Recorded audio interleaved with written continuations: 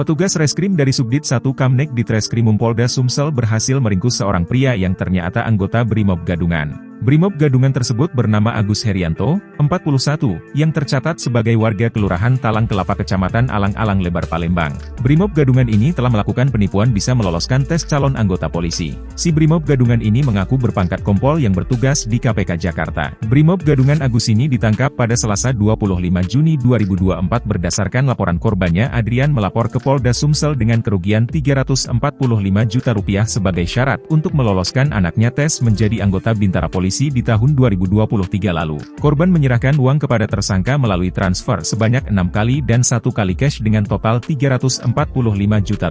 Namun setelah uang diberikan, anak korban tidak lolos tes Bintara Polisi. Pada rilis di Mapolda Sumsel Kamis, 27 Juni 2024, Direktur Reserse Kriminal Umum Polda Sumsel Kombes Pol Anwar Reksoid Jojo mengatakan modus operandi tersangka untuk melancarkan aksi penipuan mengaku sebagai Brimob pangkat kompol dan bertugas di KPK bisa membantu meloloskan anak korban masuk menjadi anggota Bintara Polisi. Untuk meyakinkan korbannya, tersangka menunjukkan beberapa foto berseragam Brimob dan tersangka juga mengaku banyak relasi di Jakarta. Tersangka menjanjikan korban bisa meloloskan anaknya tes masuk Bintara Polisi, meminta korban menyiapkan uang ratusan juta. Korban percaya, akhirnya menyerahkan uang sebesar Rp345 juta.